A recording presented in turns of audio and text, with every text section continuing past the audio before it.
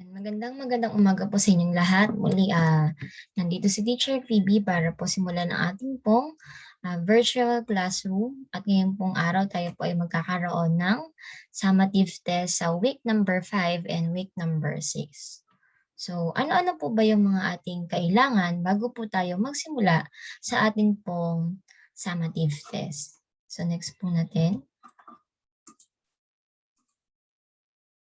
Sabi po dyan, mga kinakailangan. So, ang mga bata po ay dapat na ihanda ang kanila pong unang-una po ay ang test paper. So, pakilagay na po sa inyong ibabaw ng lamesa. Yan. Pangalawa po, kailangan din po natin ng lapis. Okay po, lapis. Pagkatapos po nito ay kailangan mo rin po ng pambura at ng Crayola. So, yan po. So, kung sakali naman po maputol ang iyong lapis, magtabi na lang po tayo ng pantasa para po batasahan natin ang ating lapis. So, simulan na po natin ang ating pagsasummative test. So, good luck po sa mga bata. Okay? Let's go na po. So, sabi po dyan, unang-unang gagawin, hawakan po ang inyong lapis at isulat po ang iyong buong pangalan. So, isusulat po natin. Halimbawa, si Teacher Phoebe, ilalagay ni Teacher Phoebe dyan sa pinakataas, sundan ang blue, red, blue line, at isulat mo po ang iyong buong pangalan. So, meron ka pong 10 seconds para isulat ang buong pangalan or pwede nyo na rin pong i-post ang video para po matapos niya po ang kanyang pagsulat. Okay po?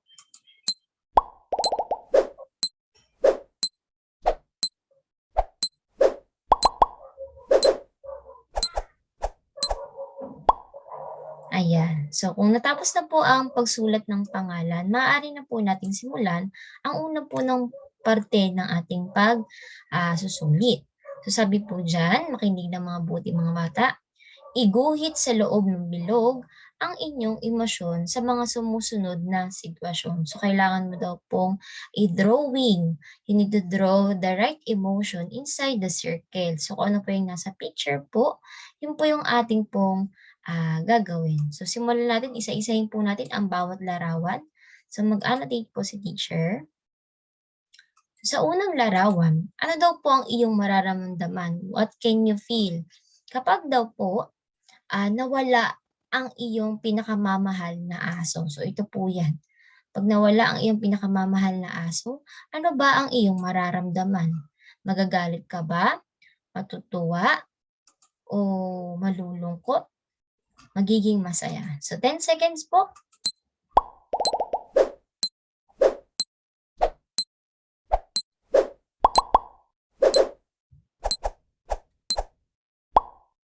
Okay po, time's up.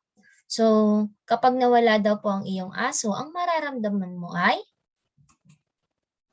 Opo, tama. Ikaw ay malulungkot. So, kung ito po ang iyong sagot, checkan po natin agad ang iyong sagot. So, tama po yun. Malulungkot ka kapag nawala ang mga bagay na mahal mo. Kagaya ng iyong paboritong alagang aso. Okay po? Next po natin, pangalawa. Ano ang iyong mararamdaman kapag daw po may gagamba sa iyong balikat? Kagaya na nasa larawan, tingnan mabuti ang larawan, may gagamba sa iyong balikat. Ano ang mararamdaman mo? Ikaw ba ay magiging masaya, magagalit, o matatakot? Okay po? 10 seconds po para makasagot. Go! I-drawing po ang tamang sagot.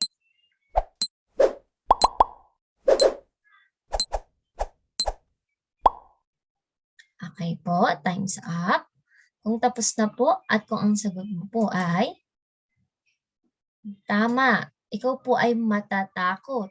So kapag ikaw po ay natatakot, kagaya na nasa larawan, ganyan po ang iyong mararamdaman. So kung ito po ang iyong sagot, checkan po ang pangalawang bilang, natatakot. Okay po, nasusundan? Next po natin, ano ang iyong mararamdaman kapag daw po ikaw ay nakikipag-away? What can you feel when you are quarreling with your friends? Magiging masaya ka ba? Malungkot? O nagagalit? So, ano bang mararamdaman mo? So, pwede mo pong i-drawing yung iyong nararamdaman sa loob po ng bilog. Okay po? 10 seconds.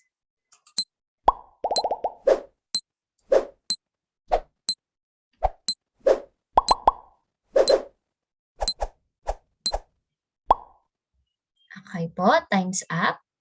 Kung ang sagot mo po ay nagagalit, tama, ikaw ay nagagalit kapag ikaw ay nakikipag-away. Pero paalala ni teacher, huwag ugaliin na makipag-away. Okay po? So yan ay hindi tama. Dapat friends, magkakaibigan lang tayong lahat. Okay po, next natin. Pang-apat na larawan. Ano ang iyong mararamdaman kapag daw po ikaw ay binigyan ng regalo ng iyong magulang? Ano ang iyong mararamdaman kapag ikaw ay binigyan ng regalo or gift ng iyong magulang? I-drawing ang sagot sa loob ng bilog. 10 seconds.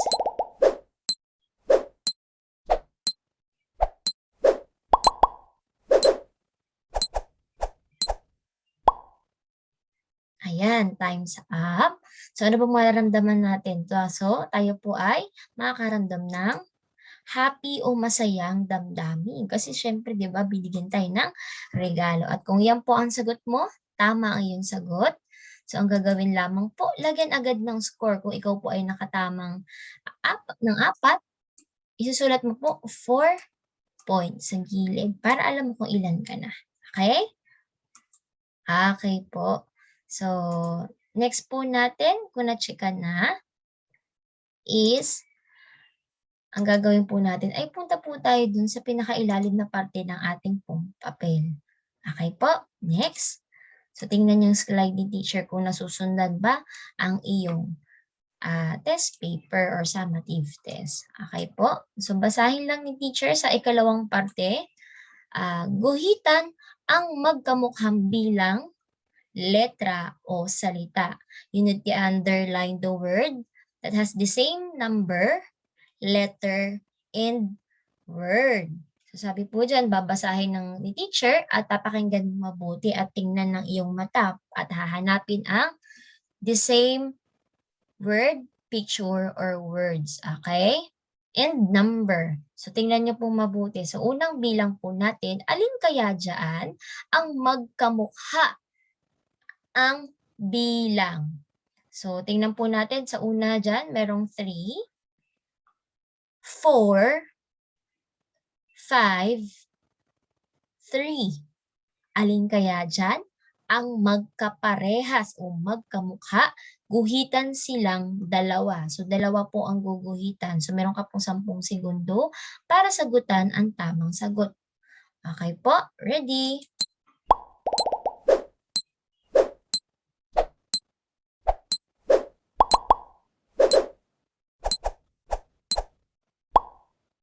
Okay po. So, tapos na po ang ating oras. So, ang dapat po natin guguhitan na bilang dyan, we need to underline the number 3. Tama. So, dalawa po yan. Guhitan po yan. At kung yan po ang sagot mo, tama ka po sa bilang na 1. So, checkan. Ayan, congratulations sa mga nakakuha ng tamang sagot. At pag nagkamali naman, be honest. Maging tapat tayo sa ating sarili kung mali ang sagot, malian. Kung tama, checkan. Okay po. Next, pangalawang bilang o number 2. Hanapin ang magkaparehas o magkamukhang letra. You need to look for the same letter. You need to look for the same letter. So ano kaya dyan ang magkaparehas na letra? Una, M na may tunog na Pangalawang letra, M na may tunog na Okay po, very good. Pangatlong letra, letrang N na may tunog na Okay po. At pang-apat na letra ay letter C na may tunog na k. Alin kaya dyan ang magkaparehas ang itsura na letter? So, 10 segundo.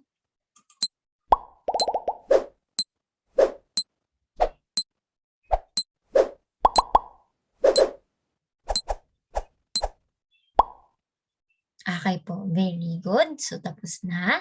So, kung ang sagot mo po ay letrang M, okay po. So, yan po dapat ang iyong guguhitan. So, dalawa sila. So, kung yan po yung tamang sagot mo dyan, checkan ang pangalawang bilang. Magaling mga bata. Sana nasusundan si teacher, ano? Okay po. So, next po natin ay number 3 o pangatlong bilang. Alin ang magkamukhang number o bilang sa linya na ito? O isa-isahin ni teacher. 7, 1, 7, 2. Ulitin ko po. 7, 1, 7, 2. Alin kaya dyan ang magkaparehas o magkamukha or the same number? 10 seconds. Guguhitan po ha. You need to underline the same number. Okay po. Time's up. Kung ang sagot mo po ay 7 at kinuhitan mo pa ang isa pang 7, tama ang iyong sagot. So, checkan po natin agad. So, kung tama ka dyan, tama po ang iyong pangatlong bilang. Okay po. Sa last number 4 o pang-apat na bilang, alin dyan ang magkamukha o magkaparehas na letra? You need to look for the same letter. So, basahin ni teacher isa-isa. Q, Q, Q, Q. P na may tunog na P, P, P. Pangatlong letra P na may tunog na P, P, P. At ang pang-apat na letra ay B na may tunog na B, B, B. O, 10 segundo. Alin kaya ang magkaparehas dyan?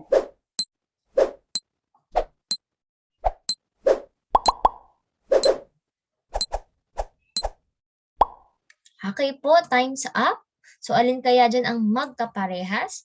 Kung ang sagot mo po ay letrang P o letter P ang iyong ginuhitan, tama. So, yan po ay iyong checkan. Good job mga bata. Sana po ay tama ang inyong mga sagot at kung hindi naman, nice try sa susunod ulit. Okay? So, pag-aralang mabuti at tingnan mabuti. Okay po, pang-5 bilang o panghuling bilang, babasahin ni teacher ang mga sumusunod na salita, pakinggang mabuti, at tingnan kung alin ba ang magkaparehas. You need to look for the same word.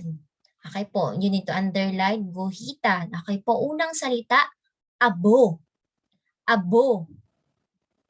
Okay po, abo. Next, aba. Aba. Okay po. Pangatlong salita, oba. Oba. Okay po, sana nasusundan. At ang pangatlo, abo. Abo. Okay po, so meron kang 10 segundo para sagutan ang iyo pong sagot. Guhitan ang dalawang salita na magkaparehas. 10 seconds.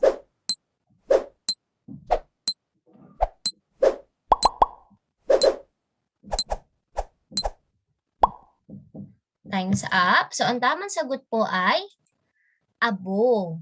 So, yan po. Kung yan po ang yung sagot, checkan. Ayan. So, next po natin. O, balik lang ni teacher para nasusundan ninyo. So, tama po yan. Ang inyo pong sagot. Okay po. Ayan. So, kung tama po lahat ng iyong sagot, checkan po yung number 5. At isulat po ang iyong score sa gilid. Kung nakalima ka, lagay ay 5. Kung 4, 3, 2, and 1. So, isulat mo lang po para hindi mo makalimutan yung iyo pong score. Ayan. So, sana nakakasunod. So, okay na po natin? So, pwede na po ba tayong mag-next? Okay po. So, i-clear lang ni teacher ang ating pong nasa screen. Ayan. So, na-clear na po. Next page po tayo. Ayan. So, next page na po ng ating summative test. Yan po ay pangatlong bahagi ng ating exam. So, sabi po dyan, kulayan ng kulay pula ang mga nasa itaas na bahagi. Sabi daw po dyan, you need to color it red when it is in the top part of your body. So, pinag-aaralan na po natin ito kapag nasa itaas ng pati ng katawan. And you need to color it blue when it is in the middle part of your body, kulayan daw po ng kulay asul na Crayola kapag daw po nasa gitnang bahagi ng iyong katawan ang tinutukoy. And you need to color it yellow when it is in the lower part of your body. Kulayan daw po ng kulay dilaw ang parte ng katawan kapag nasa bandang ibaba bahagi ng iyong katawan. So, bawat pagkulay po ay may 10 segundo. Kung kulang po ang oras, pwede pong i-post ang video para po matapos ng inyong anak. So, mga bata, simulan na natin. Hawakan ninyo ang inyong krayolang tatlo, yung pula, asul, at dilaw. Okay po. So, magsimula tayo po sa unang larawan na sasabihin ni teacher. So, number 1 po, akin pong bibilugan. Ano po dapat o nasa ang parte ng katawan ang ating tenga? Nasaan kayang parte ng katawan natin yung tenga? Yan ba ay nasa itaas, gitna, o bandang ibaba? So sabi po dyan, kapag nasa taas, kulay pula. Pag nasa gitna, kulay asul. At pag nasa ibaba ay kulay dilaw. So 10 seconds po para po sa ating pong number 1. Okay, so ready? 10 seconds. Kulayan ang tenga. Nasaan kaya banda? Taas, gitna, o ibaba? Okay po, time's up. So, ang tenga po natin ay nasa bandang itaas. So, yan po ay kulay pula. So, ang kulay pula yan. So, tama po ang inyong sagot. So, checkan po yan. Number 1, unang larawan. Okay na po ba? Na-checkan na? Okay po. Next, sunod na larawan. Kamay. Kamay. Nasaan kayang parte ng katawan ng ating kamay? Gitna, kulay pula. Taas, nasa bahagi, kulay pula. Kamay, nasa gitna, kulay asul. O dilaw, nasa ibabang bahagi. So, 10 segundo.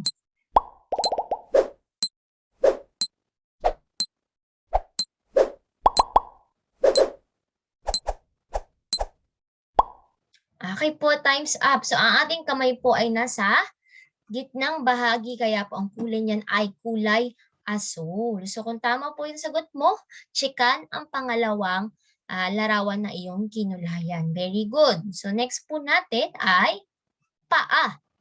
Paa. Nasaan kaya ang iyong paa? Nasa taas, kulay pula.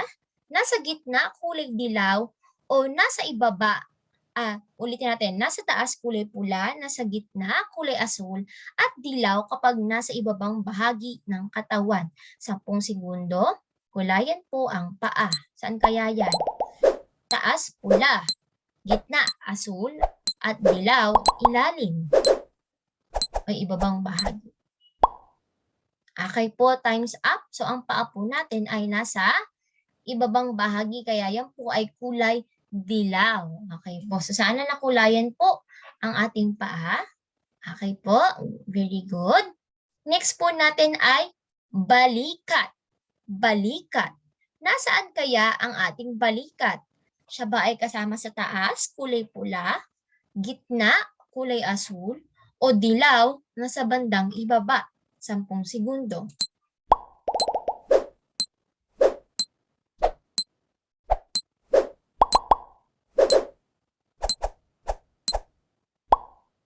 Okay po, very good. So, yan po ay nasa gitna. So, dapat yan ay kulay asul o kulay blue. So, dapat ang kulay niyan ng balikat ay kulay asul.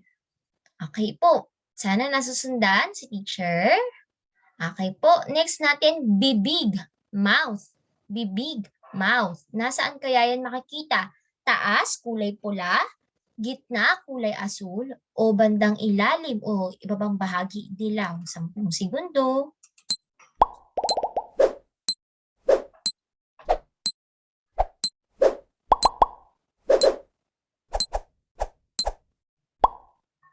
Okay po, very good. So, ayun po ay ating nasa itaas na bahagi, kaya yun po dapat ay kulay pula. Kulay pula po. Okay po, very good. Sana po ay tama ang inyong mga sagot. Sunod na larawan natin ay ang ating mga mata or eyes. Eyes o mata. Saan mo makikita yan? Nasa taas, kulay pula, gitna, kulay asul, o dilaw. Sa ibandang ibaba, 10 segundo.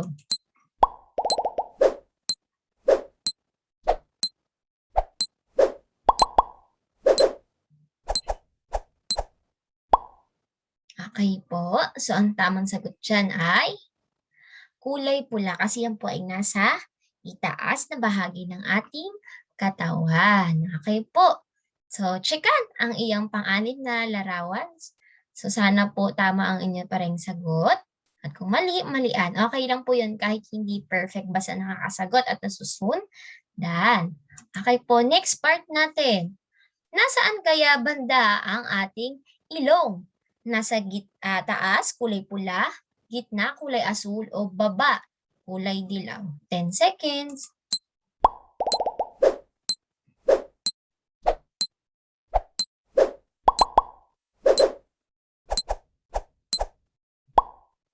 Okay po, time's up. So, ang ating ilong po ay nasa itaas na bahagi, kaya dapat po ang kulay niyan ay kulay pula.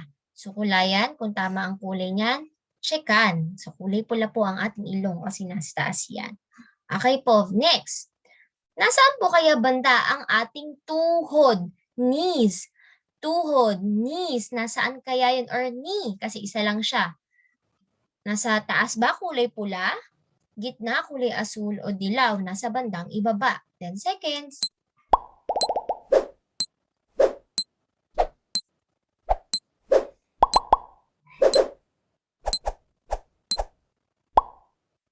Okay po, time's up. So, ang ating paa ay nasa bandang ibaba. So, dapat po yan ay kulay dilaw. At kung tama po ang iyong sagot, checkan po ang larawan. So, kulay dilaw ang ating tuhod kasi nasa baba. At ang pinakahuling larawan po ay ang iyong elbow or siko. Elbow or siko. Saan kaya yan makikita? Nasa taas, kulay pula, gitna, kulay asul, o dilaw nasa bandang ibaba. 10 segundo.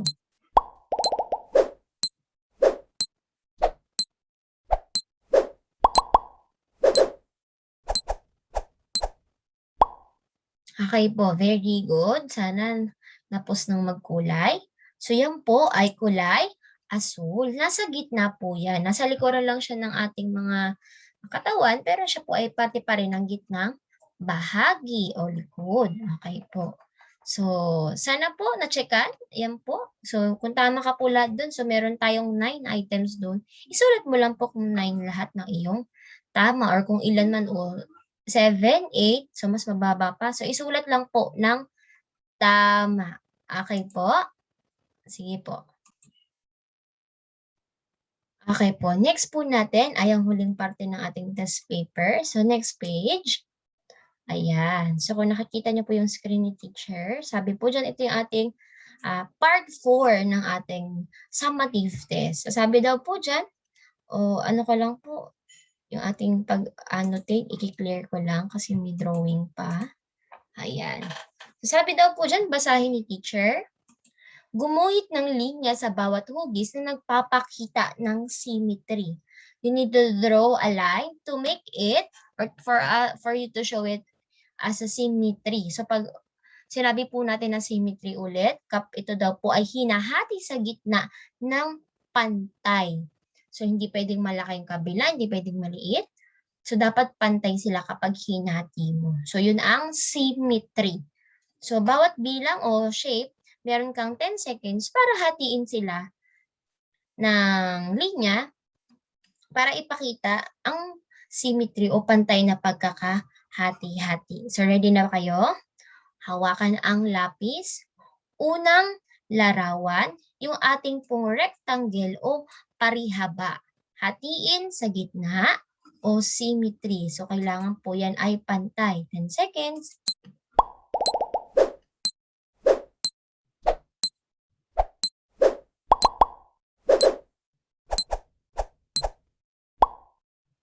Ayan. So, time's up na po. So, paano ba ipakita ang symmetry? So, tignan mo buti yung screen teacher. Ayan, nasa gitna. So, kung ganyan po ang pagkakahati mo, Tama po ang iyong unang hugis. So, symmetry, pantay dapat po ang pagkakahati sa gitna. Okay? Nasusundan ba? Okay po, pangalawang hugis. So, meron po tayong circle o bilog. So, hatiin sa gitna para ipakita ang symmetry. 10 segundo.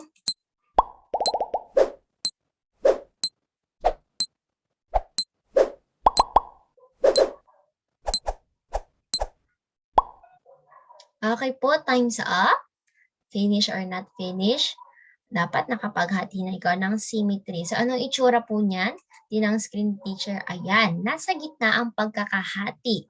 So, kung ganyan po ang iyong ginawa, tama ang iyong sagot sa pangalawang hugis. Okay po, very good. Next po natin, pangatlong hugis natin ay triangle o tatsulok. So, hatiin daw po natin gamit ang linya para maipakita ang symmetry. So, 10 seconds.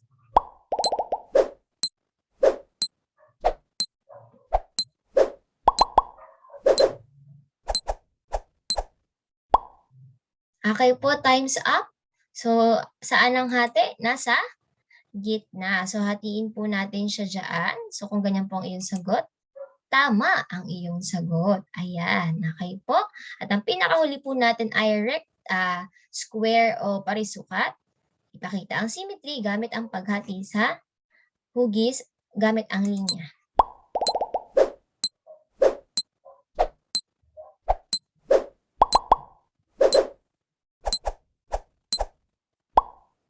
Okay po. So, hatiin po natin. Yan ay dapat din na nasa gitna. At kung ganyan po ang iyong sagot, tama po.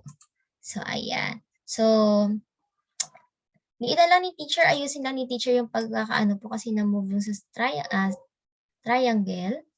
Dapat yan ay nasa gitna yung ating pong share screen. So, yan. Ayan, nasa gitna na siya. At tama po ang iyong sagot. So, congratulations po. So, doon lamang po nagtatapos ang ating exam. I-send lang po sa akin ang score ng inyo pong mga anak via GC po natin sa ating messenger. Maraming salamat po. Paalam!